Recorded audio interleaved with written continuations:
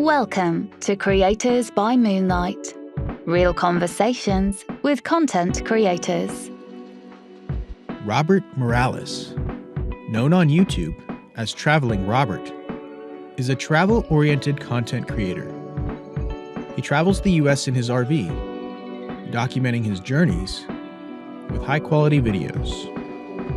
In this interview, he talks about how he quit his job and gained 200,000 followers, some of the interesting places he's been, and where the road might lead to next.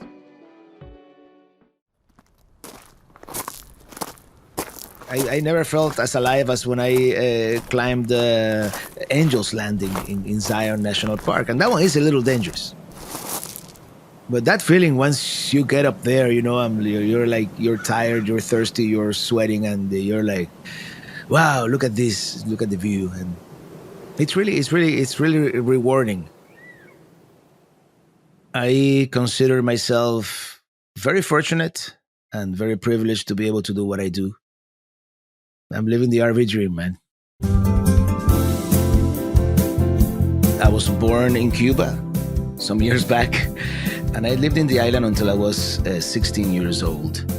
My parents had been wanting to migrate from the island for many, many years, and that was the point when it became doable. So we left to Spain. We spent a little over a year in Spain, and then we came to the United States.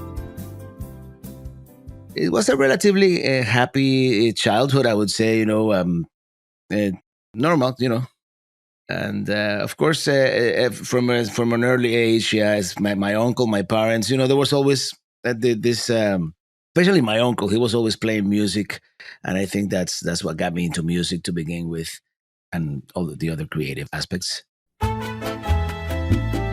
I've been told that I sang before I spoke, so I guess music was always one of those things that was important to me. It wasn't my first career, but it was probably the first art that I learned. Basically, the main reason was that there was a piano in the house, so it was relatively easy to find me a piano professor, and that's what I did first. I took piano lessons. I like the piano because the piano is like, especially nowadays with synthesizers, it's an instrument that if you play, you can pretty much compose any kind of music, and it's kind of like the basics. Even people who learn saxophone, trumpet, whatever instrument you play, there's a basic piano that pretty much every musician has to learn, because it's like the main instrument, and the possibilities are endless. When you become a teenager, kind of piano becomes uncool.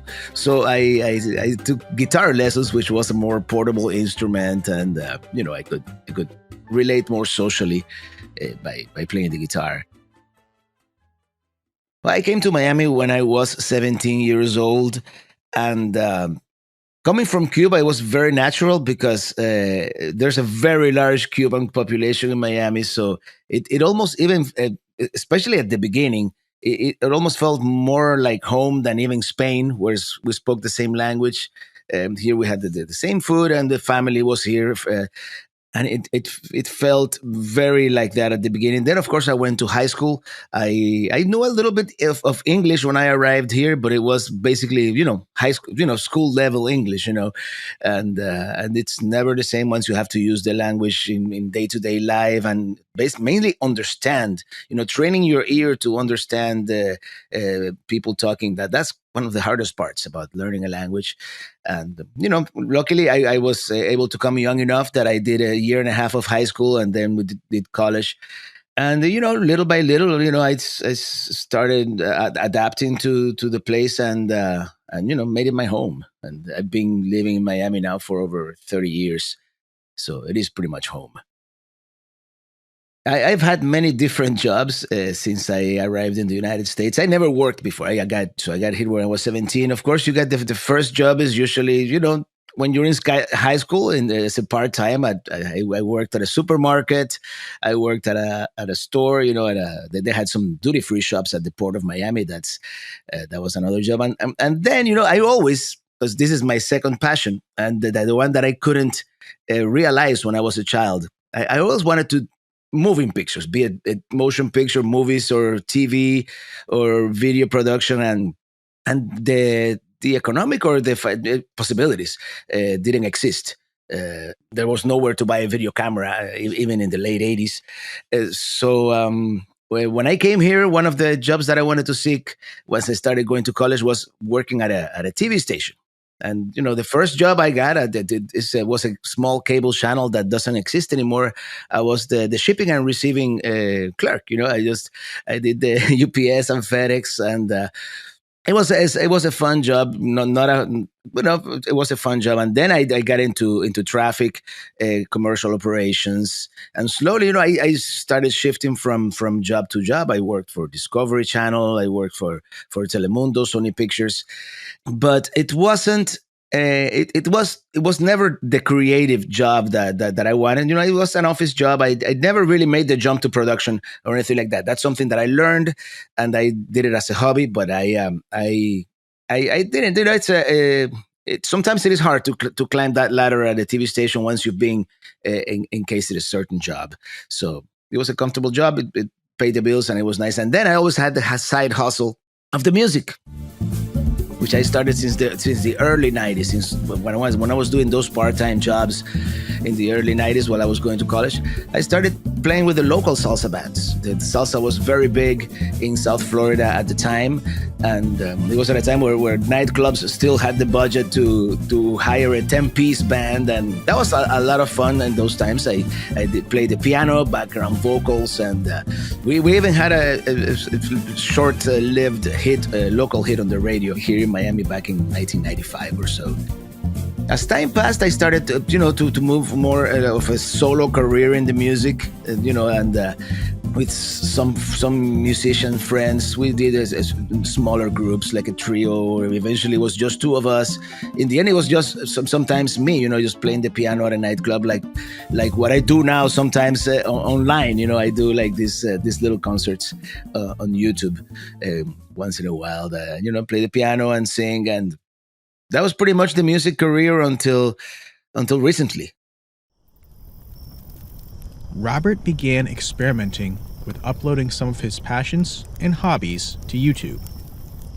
These included videos on music and eventually travel as well.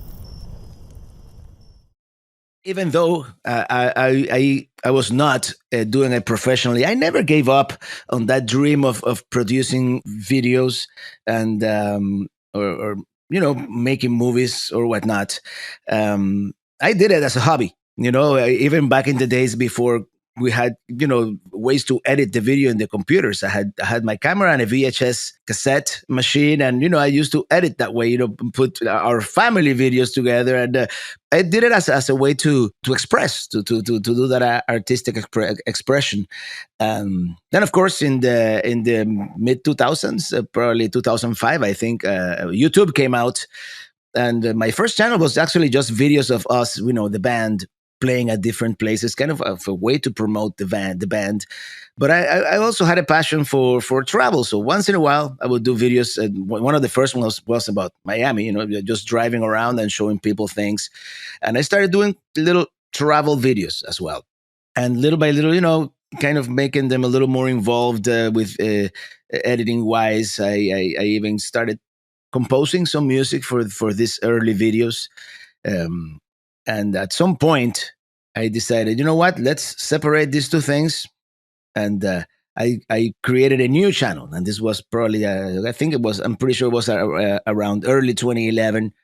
And I already had like 10 or 15 videos that I had done. A cruise that we went, and a trip to Alaska in 2010. And I, compiled all those videos on this YouTube channel. And it was called Traveling Robert, even though eventually I renamed it, and then I went back to Traveling Robert. That seemed to be the name that caught on. And lo and behold, people started watching these videos. Back in the day, it was a couple hundred people, but still, I was like, maybe we're onto something. So I decided to. I never gave up on the music channel. There's still things there, like from all my gigs, but I started uploading at least once a month. Whenever we went on vacation, I made a couple of videos and uploaded them to this nascent travel channel. And then when we went on a California road trip in 2012, and that video kind of took off.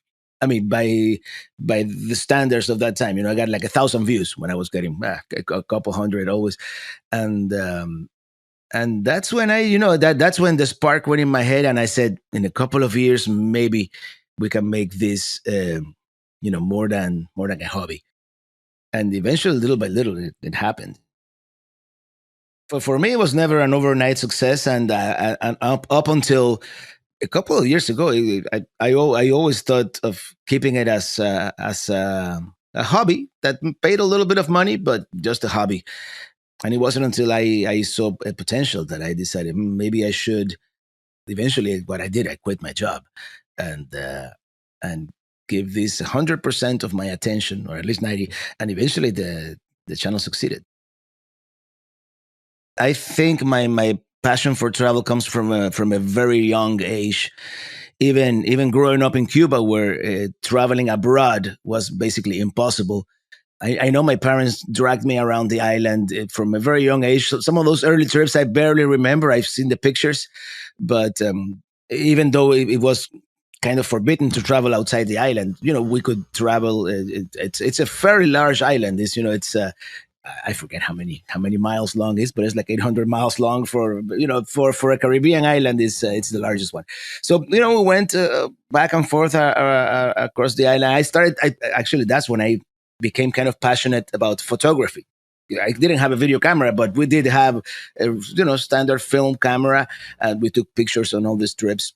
And I would always think of, how would this look on video or motion picture. I kind of, sometimes I pretended that I was filming, and how it would look. So it was a dream of mine from that time. So yeah, from the age of 7 or 8 until I left the island at 16. Yeah, we traveled at least on all the school breaks, all the summer vacation, that kind of thing. And then even in Spain, a year and a half.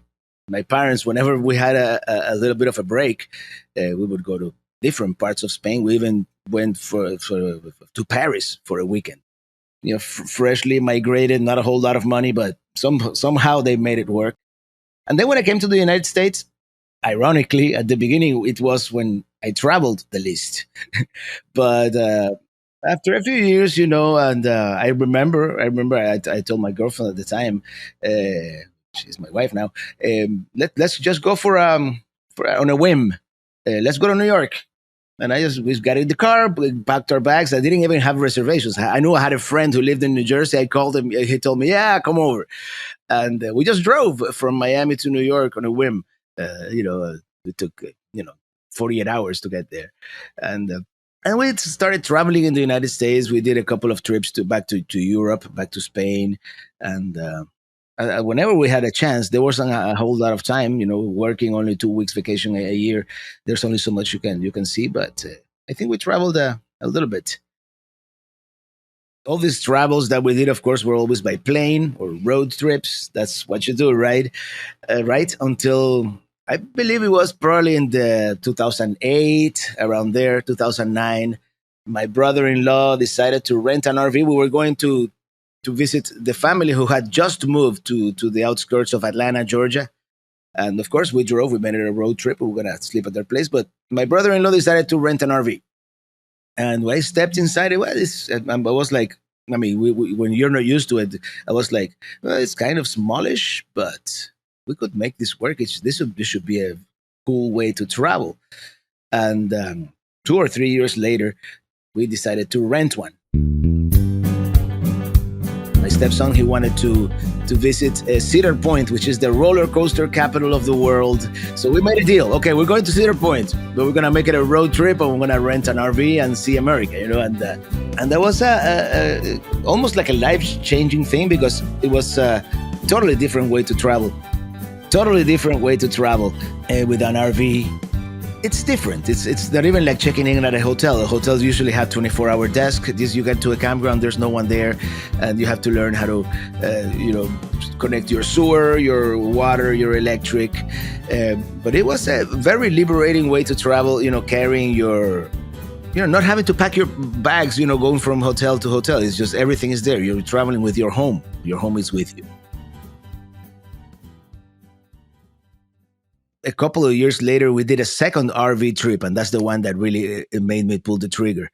We flew to Denver, Colorado, because I always wanted to see the West. I have flown to the West. I had been to Vegas. I have been to other places, but some of these parts in the West that are so remote that are made to be visited with an RV. Especially, it's called the Four Corners region, where Arizona, Colorado, New Mexico, and Utah, the four states meet in one place, and it's like another planet out there. So we did that trip, and we returned from that trip, and a week later we bought the RV, which is actually another interesting story.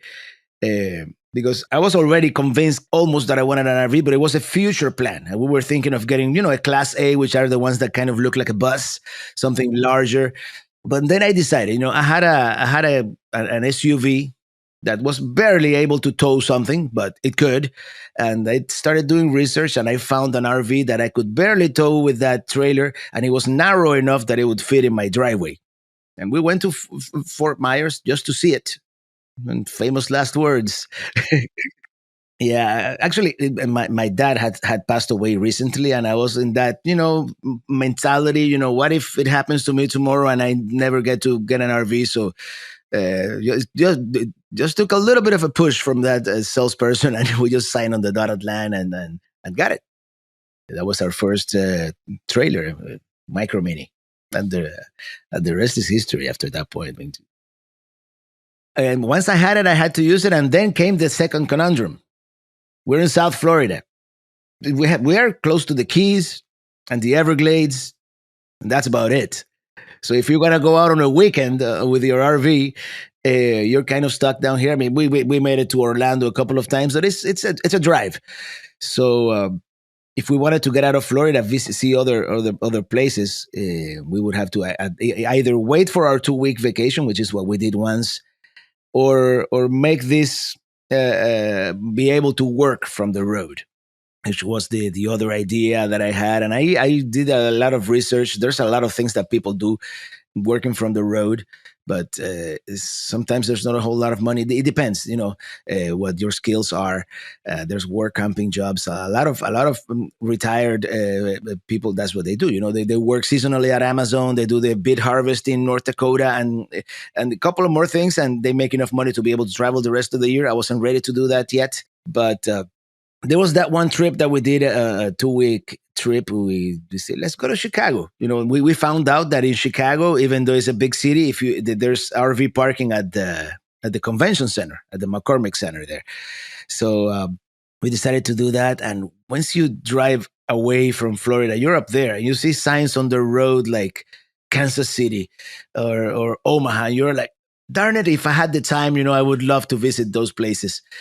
And luckily, eventually, we were able to make it happen.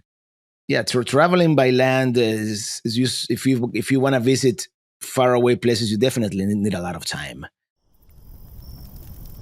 Now the proud owner of an RV, Robert had the ability to hit the road. But it was his video production, musical composition, and YouTube skills that combined to give him the true freedom he was searching for.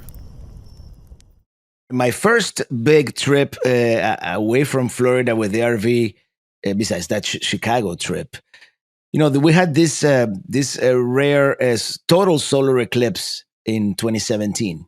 And I had already asked for those 2 weeks of vacation. I'm like, okay, let's do it. I can travel as far west as even Nebraska. I'll go wherever we find clear skies. And with the RV, I figured you could just pull up anywhere and just see the eclipse and not do reservations.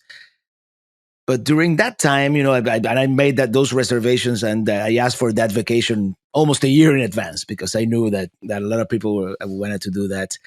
But within that time, I started seeing that the YouTube channel was almost kind of doubling every 10 months or every year.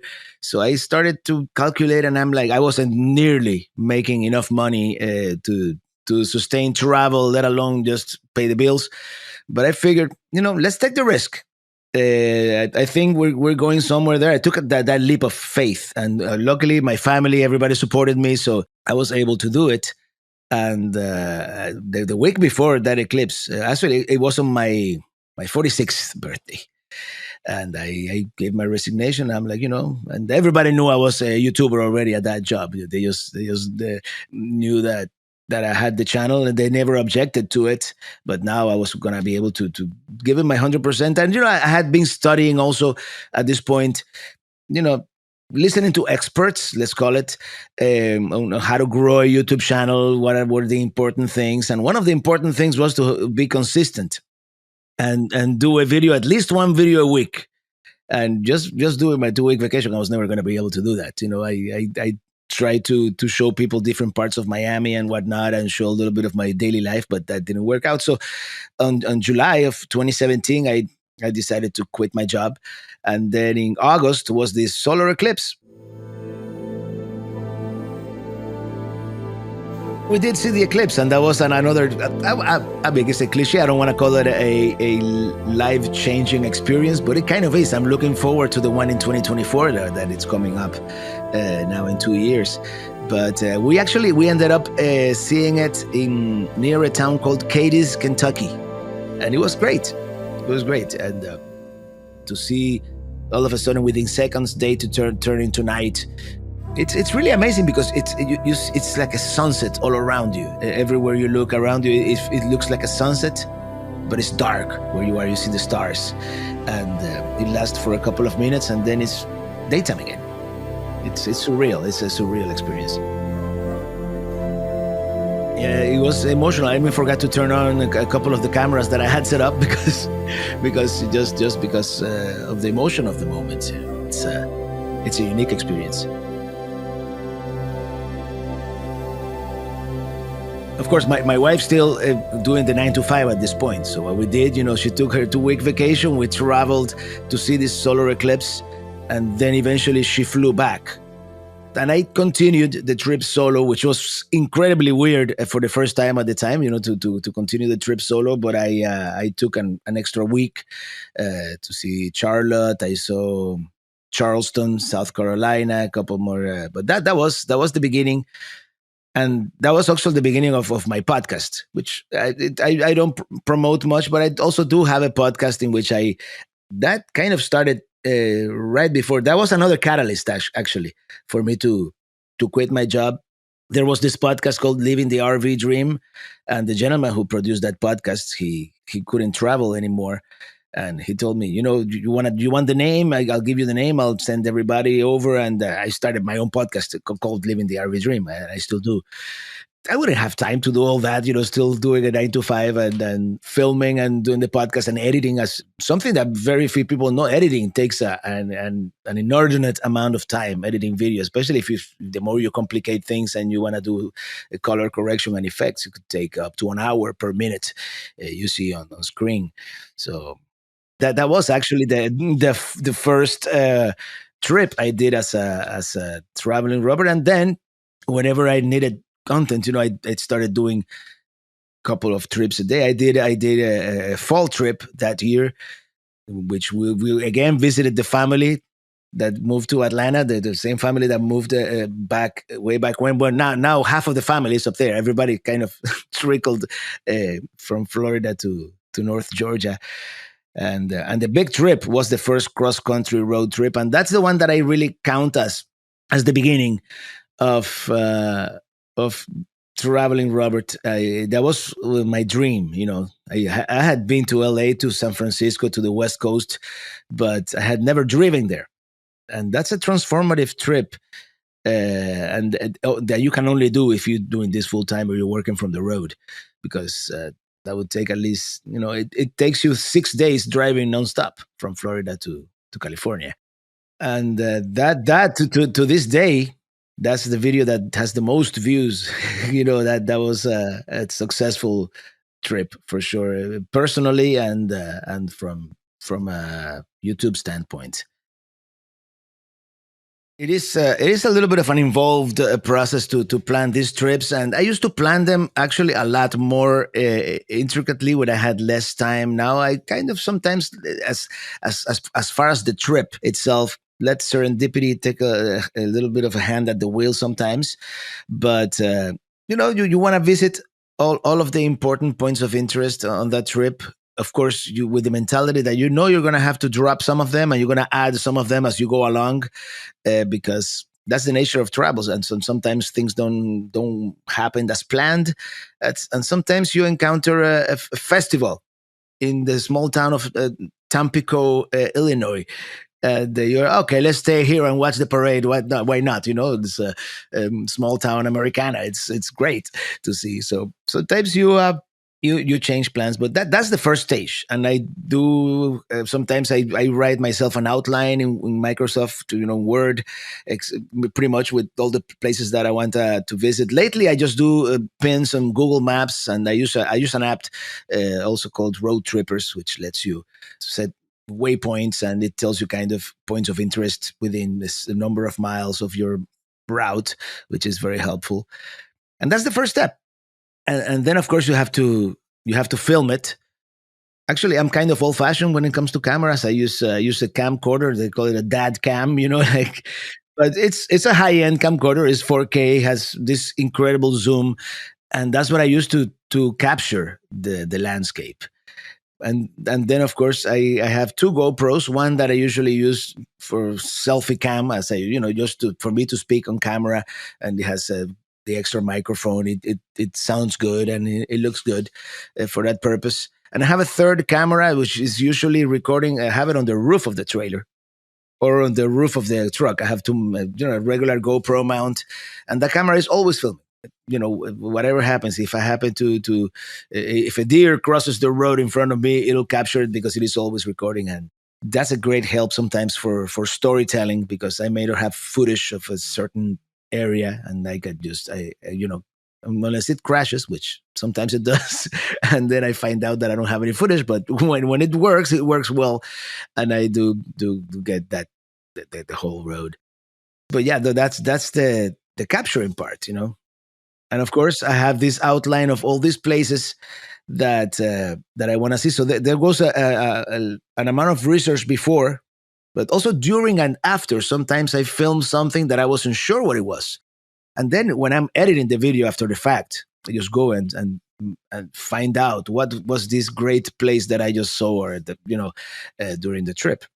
So that's the main technical aspect. I do a lot of sometimes many of the videos. I do a lot of the narration as voiceover, because you have more control. You have control of the audio quality, and that's how I edit. I start editing. Luckily, what I do is mostly chronological, so I don't have to be looking at footage from here, from there, and put it together.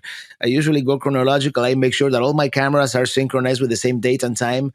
So then I rename the files with that date and times, and I know what goes with what. Otherwise, you could go crazy when you're working with three or sometimes four or five cameras. I also have another Sony inside the car looking at me. It's a small Sony action camera, and sometimes whenever you don't have a camera, the best camera is your phone, because that's the one you have with you. So I all the time I patch into the timeline footage from the iPhone or whatnot.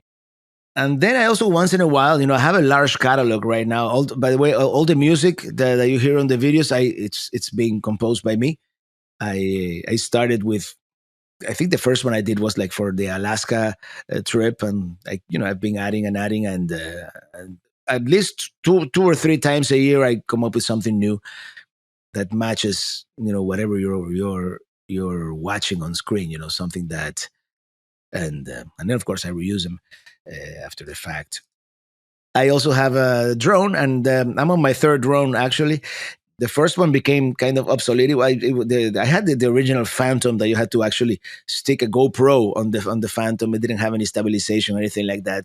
Then I got the Mavic Pro, which eventually one day I crashed, and now I have the Mavic Pro Zoom, which actually I love.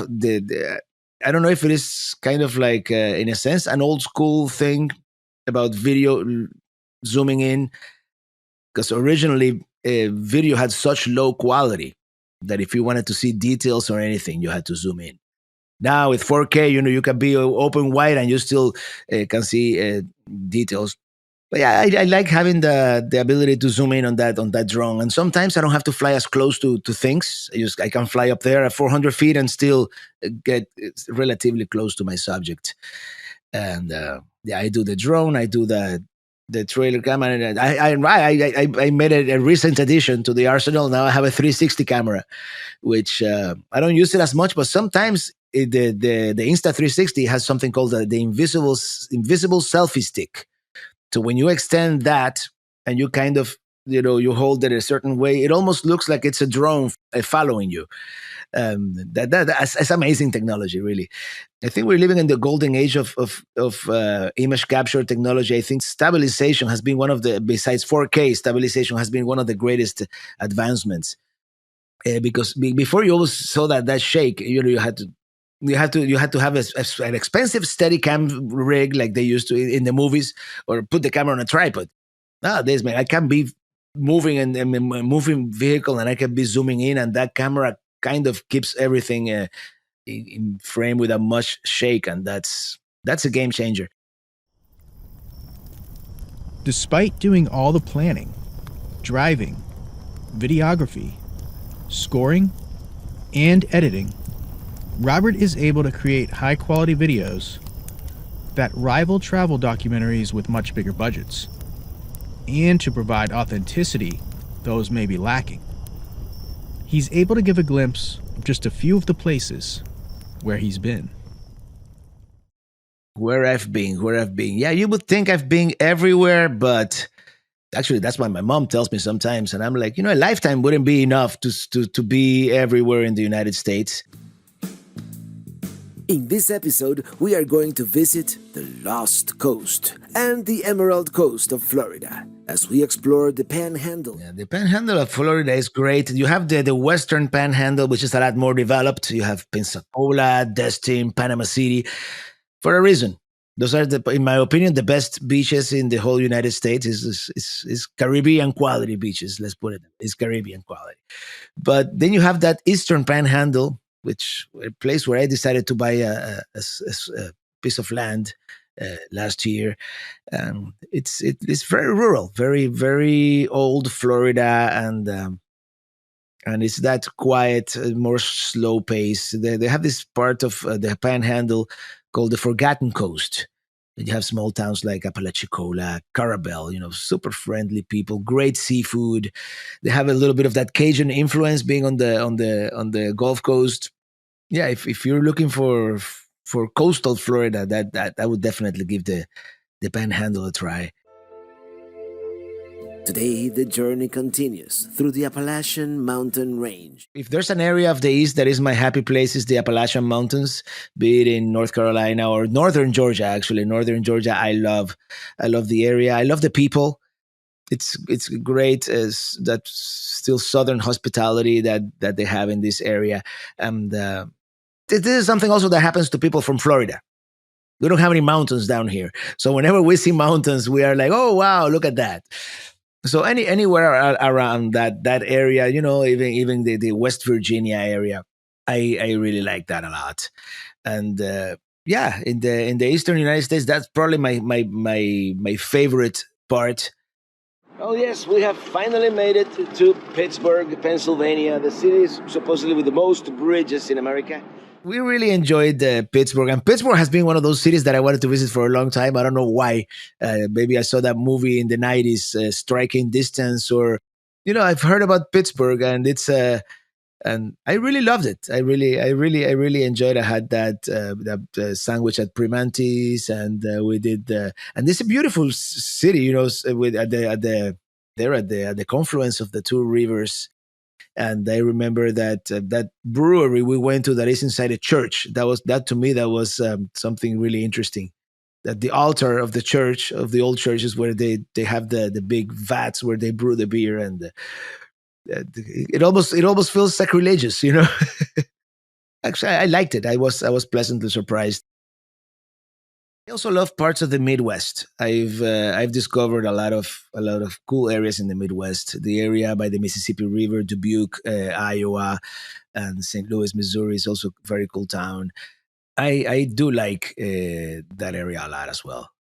And now, let me show you where we really are. Right here, at the very southern tip of Illinois, the confluence of the muddy Mississippi to the left and the relatively cleaner Ohio to the right. The Ohio meets the Mississippi, yes, and I was glad that they had no flying restrictions. I have an app, of course, to know where I can or cannot fly the drone, and it's cool to fly the drone at places like that and see the river confluences, and sometimes the water has a hard time mixing the water from one river to the other, and you can tell one of them maybe has more sediment or more pollution in certain cases. Yeah, it's a shame that town, Cairo, Illinois, is kind of abandoned. I know that they've had some flooding issues there over the years, decades. That place has always flooded, but other than that, it's beautiful. It's beautiful to discover places that maybe you don't hear about as much. Michigan is also beautiful. There's so many places. I could tell you something nice about every single state because there's beauty everywhere if you know where to look. I've actually found it a pleasant surprise, what people call flyover country. I mean, yeah, Kansas, Nebraska, for the most part, it's flat land and it can be kind of boring, but there's also so many hidden gems in all these states in the middle that I've been able to discover, and great cities like Omaha and Des Moines, that nobody ever talks about them. So I've made it kind of a point to sometimes show these places. And also the greatest experience is driving cross country. And to be fair, nothing compares to some of the landscapes of the West.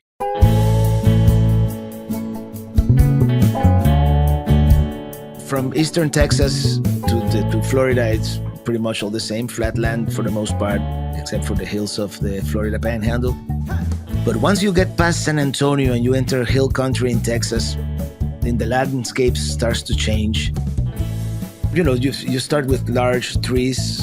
It's rolling hills, and I know it almost feels like once you go every other hill, it starts becoming a little more arid, and the trees start becoming smaller until it's just juniper. And all of a sudden, you look up, and you realize I'm in the desert. How did that happen? As you used to travel west in Texas, after Junction, Texas, especially. Seeing those things, seeing the country, places that you wouldn't travel to otherwise. I think that's one of the greatest rewards of RV traveling by land, and then all of a sudden you're in New Mexico and you see the mountain, you start seeing mountains again. And not to mention if you ever cross the Rockies for the first time, you're coming through. And I haven't done that one yet, but I think being told is quite impressive. You're coming through Kansas and it's all flat land. You come into Colorado and all of a sudden you see Pikes Peak on the horizon. That's one of those experiences I haven't had yet, but one of these days. You've arrived. What a lovely town. No wonder it is called the Switzerland of America. The Rockies are great. The Rockies are one of these places and Ouray, Colorado, I kind of discovered by chance. I had heard of the Durango Silverton Railway, which is a historic railway. They take you with a steam locomotive and whatnot. And there's also a road that kind of follows the same path that is called the $1 Million Highway, and it's famous because it has no guardrails and it's kind of it's scary if you're afraid of heights. It's a scary road to drive, and this road passes through Ouray, and I'm like, this is a cool town. They call it the Switzerland of America. And that was one of those that wasn't on the original plan. But I just happened to stop there, and I'm like, oh, this is really cool. Let's stop and check it out. Yeah, I've been looking forward to this moment for a long time.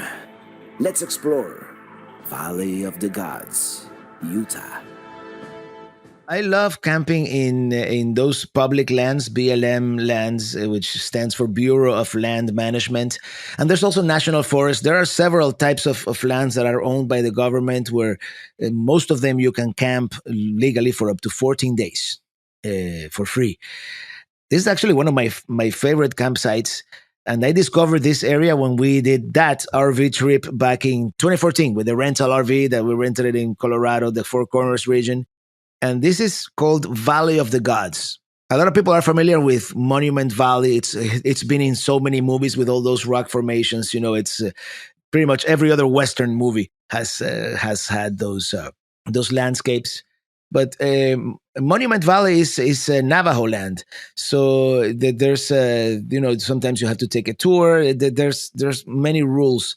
Let's just say, Valley of the Gods is like a mini Monument Valley. It looks very similar, just not as large, but you can stay there for free. I can fly the drone even if I want to, and I love it. It's such a beautiful place.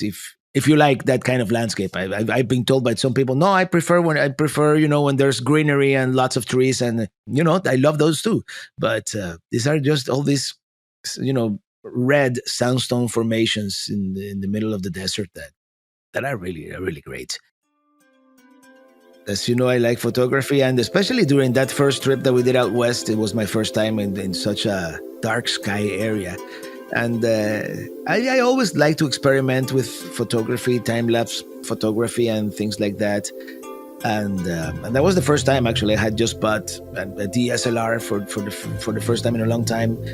Actually, for the first time, a digital DSLR. I had film cameras before that were capable of that, but not the. And I started capturing time lapses at night, and I captured one of those long exposures when you point the camera to the North Star, and then all the other stars start making these circular trails around. It's the North Star doesn't move; it stays in the same spot in the night sky, but every other star revolves around it. And that was one of those first long time exposure pictures that I've always wanted to make, because I've seen it. I've seen them in photography magazines and whatnot. And then I like to do all these time lapses when I'm at these dark sky places. And of course, through the magic of photography, you can make it look the stars a little brighter than they really are.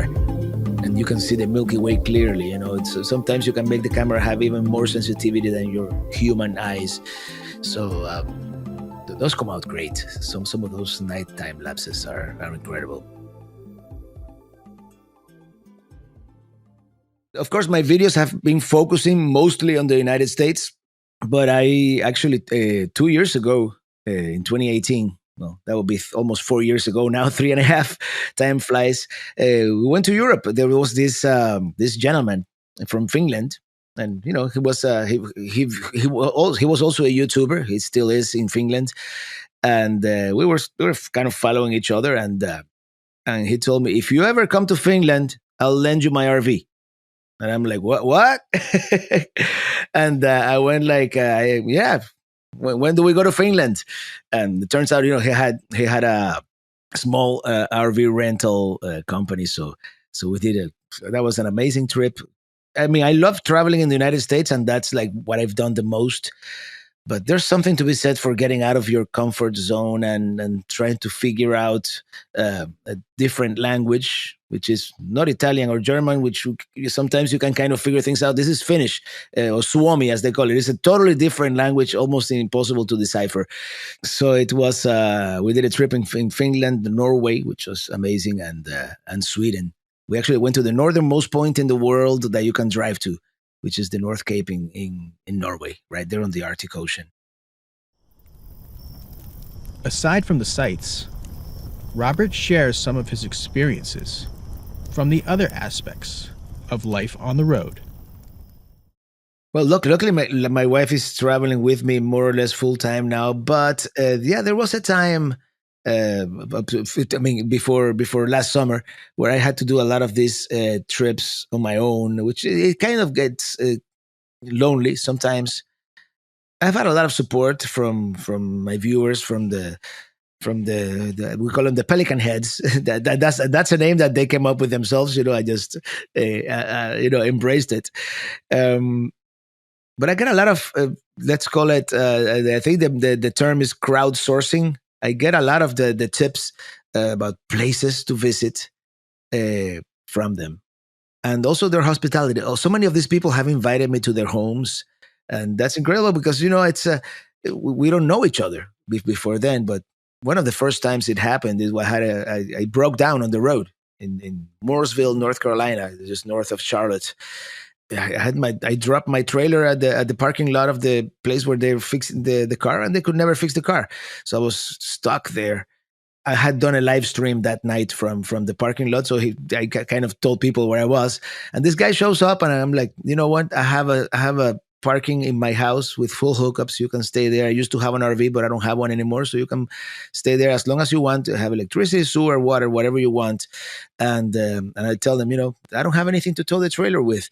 Oh, don't worry, I have a friend who has a pickup truck, and everybody got together, and they got me to safety.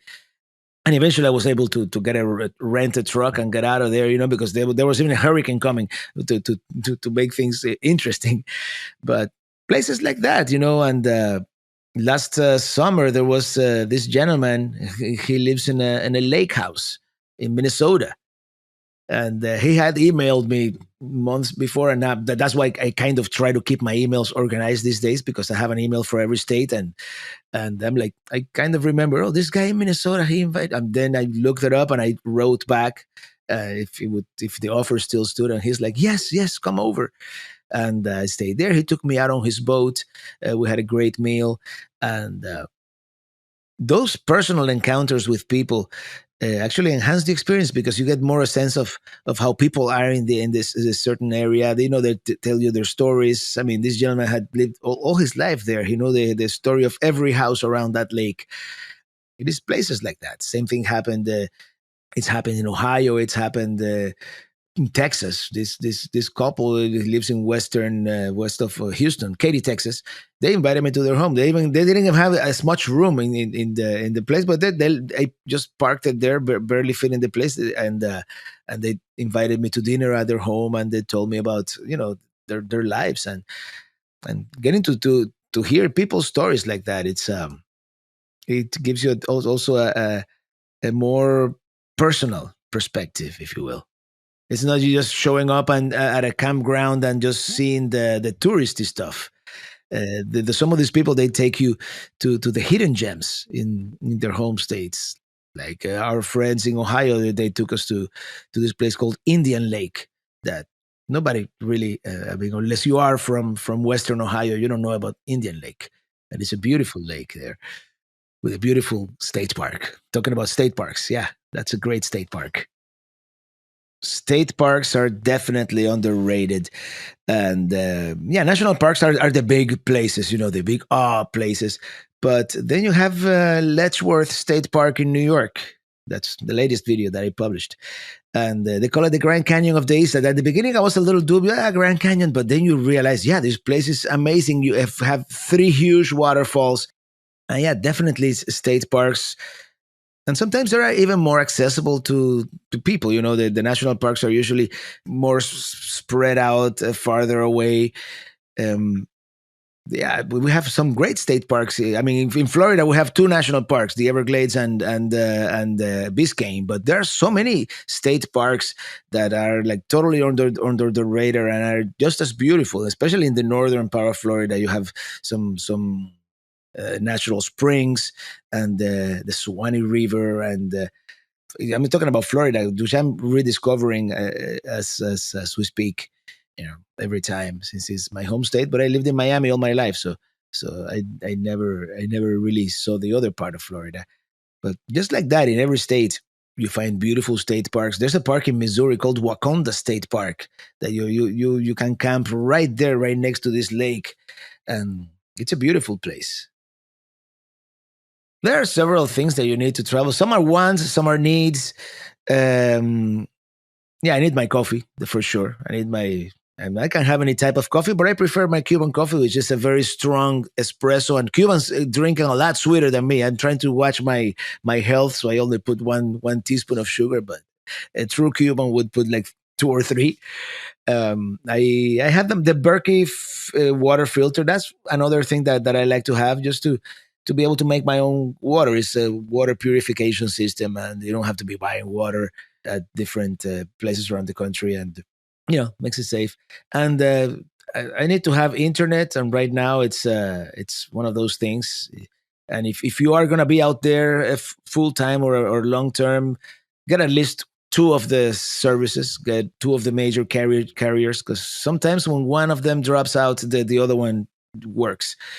Unless you are in a national park, which it feels they go out of their way to keep you incommunicated. What else? What's things that you need for safety on the road? And this is very important.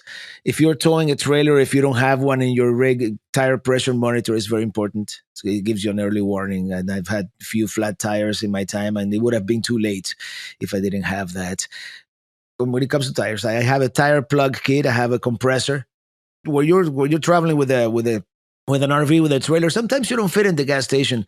The area where they have it for you to air your tires. So it's good to have an air compressor. Little safety things like that. If you have a big rig, an RV or truck, GPS is important too, so it doesn't take you through those low bridges or narrow roads. I have a small rig. My rig is only a little over 10 feet tall, so I figure if the UPS truck can go through, so can I. But sometimes it takes you through places that you shouldn't go. Robert has no plans to slow down or scale back his travels. He shares some of the ideas he has for the future. The book Travels with Charlie. It's one of those great travel books by Steinbeck. And whether it's entirely accurate or not to what really happened in his travel, it's up for debate. I've heard several accounts. But that book has definitely inspired me to see different places. And that's a classic. That's a travel book that everybody should read. And it also puts it in the perspective of the time when it was written. Which I don't know if it was. It may have been still when there was segregation in the South, or it was during that time. It was during that time of the civil rights movement, and it also puts that part of the book in historical perspective. And it's one of those things that I'm trying to do now, since I've been almost everywhere, almost, but not really. My trips now, from now on, some of them I want to do with a theme. I'm going to tell you about the trip that I'm planning right now. I'm planning a trip following on the footsteps of Lewis and Clark when they left, when they met near Louisville, Kentucky, and then in Kansas City. That's when they took on the Missouri River all the way to the West Coast. This summer, I'm doing Lewis and Clark.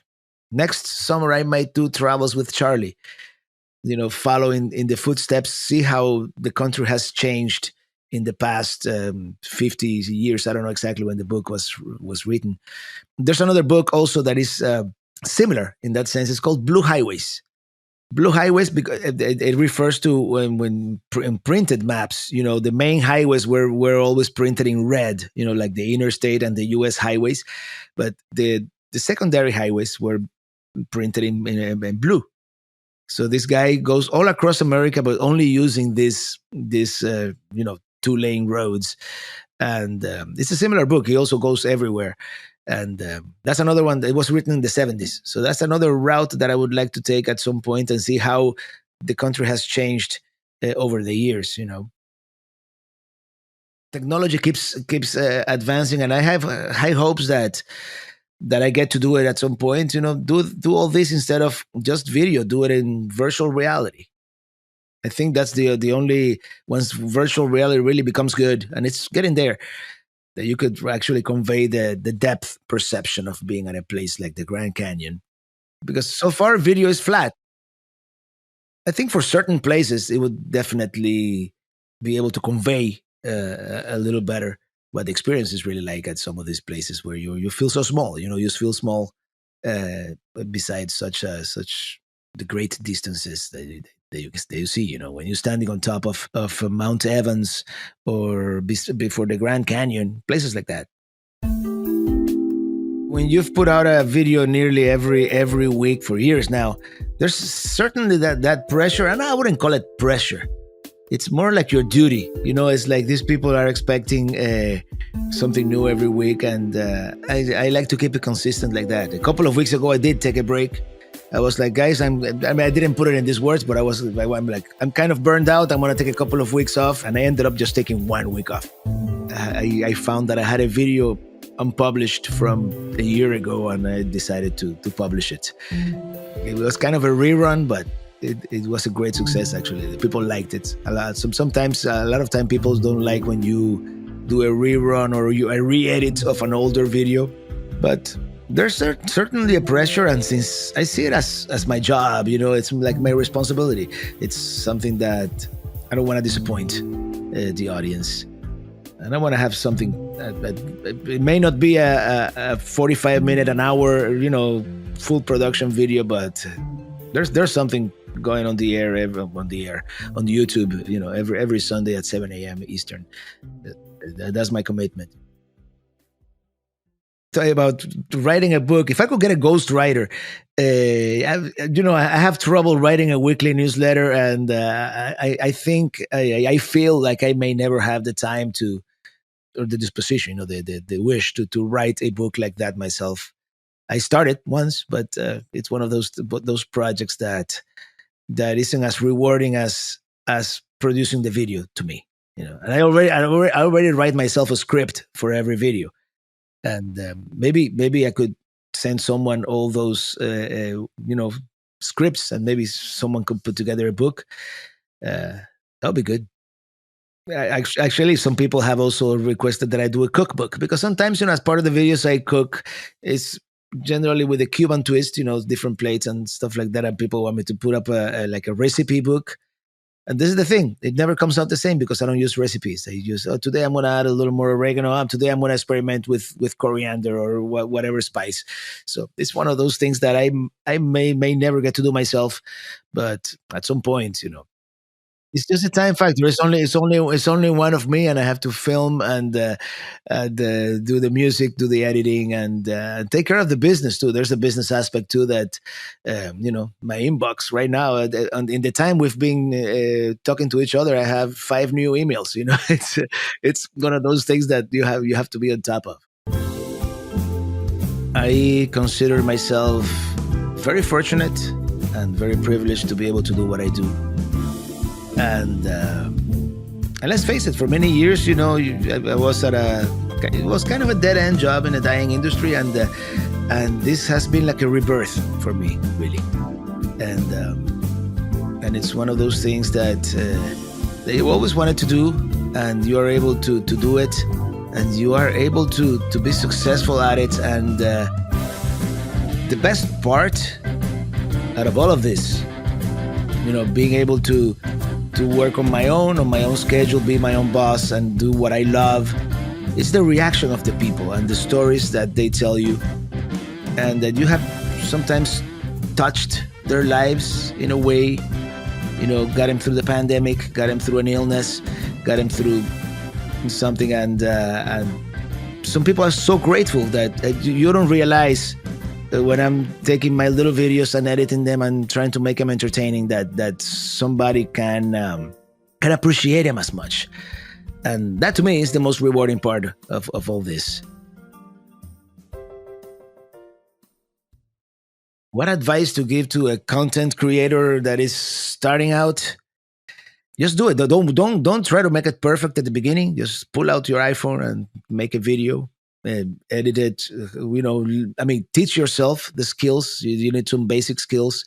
For example, I had the basic skills on what would make a good video, but I didn't know how to edit in Adobe Premiere or Final Cut. Those are things that you have to teach yourself. But the first one, you don't even have to edit it. Just put it out there. Just start. Starting is the most difficult part. Learning how to speak on camera without feeling self-conscious that other people are looking at you weird, which is less weird today than it was 10, 15 years ago, but it still kind of is.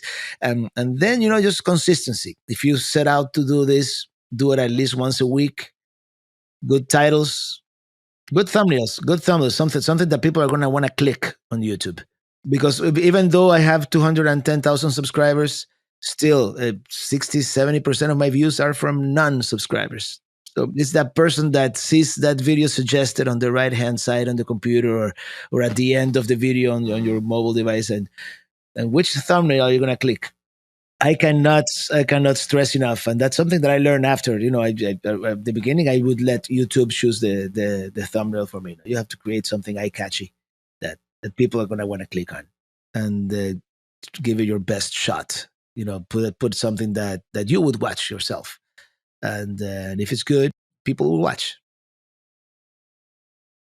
We live in a golden age right now of almost ubiquitous internet. I mean, it may not be very fast, but it's there everywhere, and I bet you can find a job that will let you work remotely, and that will be the first thing if you want to travel long term. There's also a lot of temporary jobs that you can do. If you don't have a skill that can be exploited by working remotely, there's a lot of jobs that even campground hosts. Wouldn't you love to be a campground hosting in one of the national parks, and living one of those places, seasonally? Some of them don't pay you, but sometimes they pay you a little bit. You get to stay there for free in some of these campgrounds. Those are called work camping jobs. And then there are seasonal jobs. Amazon has seasonal jobs. There's a sugar beet harvest, which it's hard work. It's super cold. For you, you do it for a couple of weeks and you make a couple $1,000. And the thing with RV travel in general is you can make it as cheap or as expensive as you want it to be. You could pretty much camp for free indefinitely. At some point you have to get water and dump your sewage, but that can be done almost free. And or you can stay at Camp Golf in Destin, Florida, at $200 a night. If you're passionate about it, I'm sure there's a way that you can find to make it work, to make it happen. Thanks for listening to Creators by Moonlight. Email the show at creatorsbymoonlight@gmail.com and follow the show on social at Creators by Moonlight.